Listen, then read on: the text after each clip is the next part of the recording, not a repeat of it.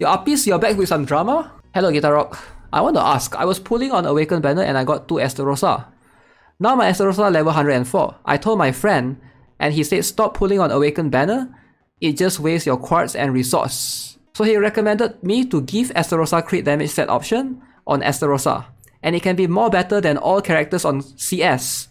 Can I believe him for now? Esterosa crit damage! Better than everything in CS!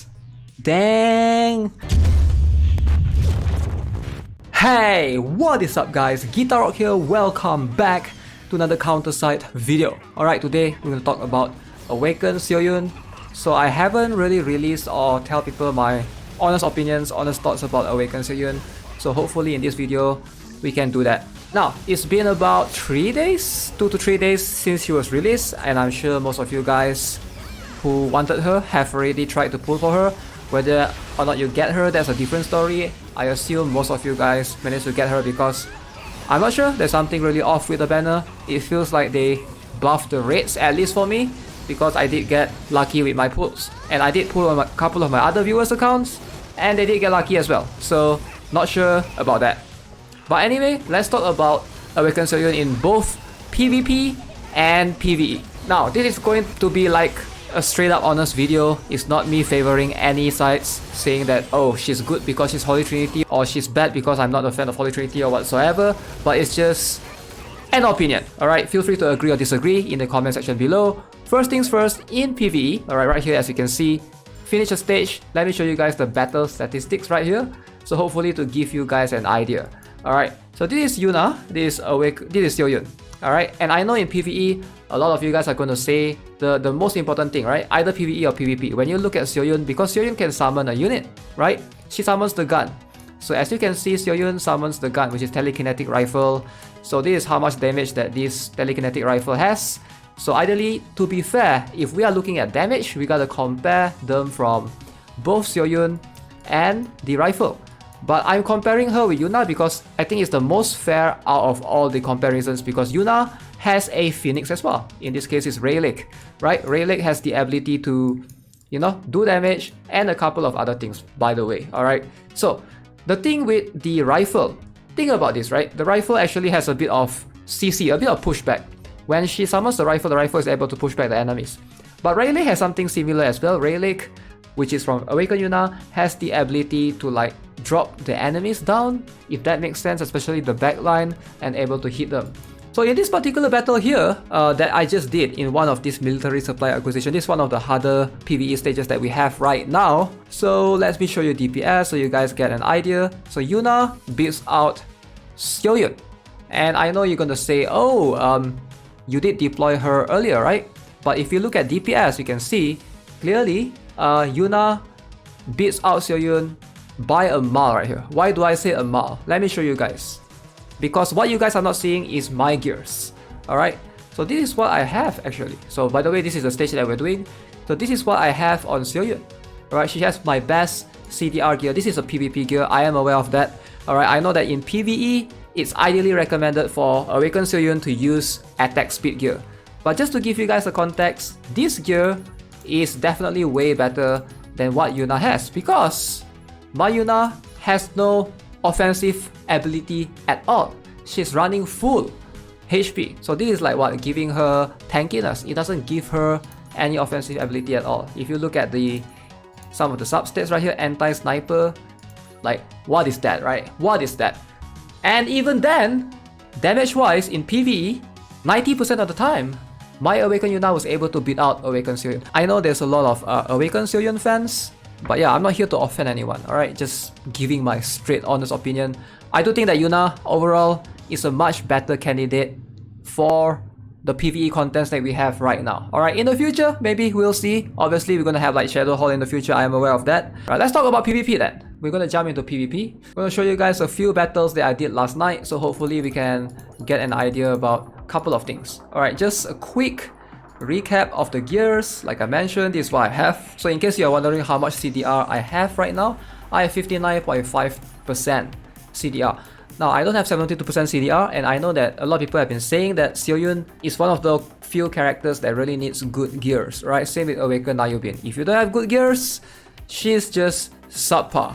But the matter of the fact is, not everyone has good gears, right? Like, how many percentage of the players actually has good gears? Like, actually, like mace set, anti-ground CDR 72%, I feel like it's maybe like 3%. Okay, so enemies start off with a Minato right here, and as always, I try to put my Awakened Nayubin because he is the leader, and a lot of people have set their Awakened Seo Yoon as leader, and I do see the benefit of getting her as, you know, your top characters in the first 4. It definitely gives you a benefit. But the reason why I still set my Awakened Nayubin as a leader is because I'm trying to get my operator off because it needs a defender early on, and he's the only defender that I have in my team. So as you can see, once Awakened Seo Yoon comes, it's pretty much a barrage of, you know, the telekinetic rifle that she has, and a bunch of, you know, pushback that she has as well, which is really annoying. Alright, so she's really flexible in terms of you don't really need like a front line specifically compared to a lot of other ranges, because if she gets herself in a situation where her HP reduces below certain percentage, she can basically just jump back, and that gives her the flexibility compared to other ranges. Alright, so it's hard to kill her compared to someone like, for example, Gaeun or Carl Wong etc. Those are definitely way squishier. So if you're looking for a tanky ranger, yeah, I can say Awakened Seo Yoon is a pretty decent one.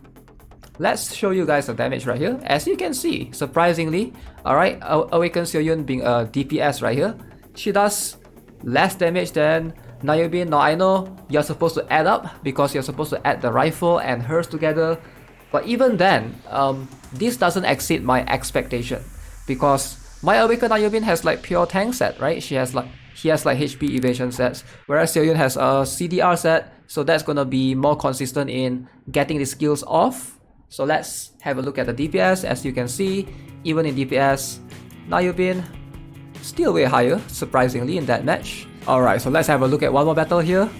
So we both have Awakened Nayubin at the start, so you guys can see clearly enemy has Awakened Nayubin and I have Awakened Nayubin. So the right thing to do is obviously to place a striker afterwards and Awakened Yuna, right? So Awakened Yuna is surprisingly still, I mean, yes, Awakened Seo Yoon, she does counter Awakened Yuna, right? But that's only if you hit the Awakened Yuna with a special skill. I'm not sure what happened right there. There was a bit of glitch. But yeah, I'm not sure how far is the range for Awakened Seo Yoon. Like, maybe the strat is to try to place her front, but then it will make her susceptible in a way. But Awakened Yuna can definitely still have the impact if Rayleigh is still alive. Even though she dies, as long as Rayleigh is still alive, the impact is still there. So I don't think it's as big of a deal, right? So yes, Awakened Seo Yoon can counter her, but not Rayleigh as per se. Alright, so this was definitely a close one. My Awakened Seo Yoon was still alive, and enemy Awakened Seo Yoon was being sent out right here. And Young Harim still being used. Okay, it's the same concept as Young Harim versus Nayubin. Nayubin counters Young Harim, but even then, the impact of Young Harim, you know, when she's there present on the battlefield, she definitely has like some sort of impact with the skill haze increase, right? So that's the same thing with Awakened Yuna, it's just that she's more expensive, so players are not that daring to risk her as long as Awakened Seo Yoon is free and not being banned during that week. But yeah, let's jump into battle statistics, hopefully give you guys another idea. So as you can see, Seo Yoon is here in the second place. Alright, so Nayubin, I did deploy him first, and surprisingly DPS wise, Sylvia? Zwei is higher than Nayubin and Seo Yoon this time around. Alright, interesting. So yeah, I guess that we can sum up the video. I would say that Awakened Seo Yoon she's strong, not saying that she's weak, it's just that my expectation for her is definitely higher than this. I wasn't expecting her damage to be at this level, I was expecting her damage to be way higher. You know, I guess sometimes we have to adjust our expectations accordingly. She is tankier than I thought, so that's going to be able to balance out the lack of damage or thereof. Alright, so that's going to be it for this video. Hope you guys enjoyed it. Let me know what you guys think of Awakened Seo Yoon. Do you guys think like she's the best Awakened unit we have currently?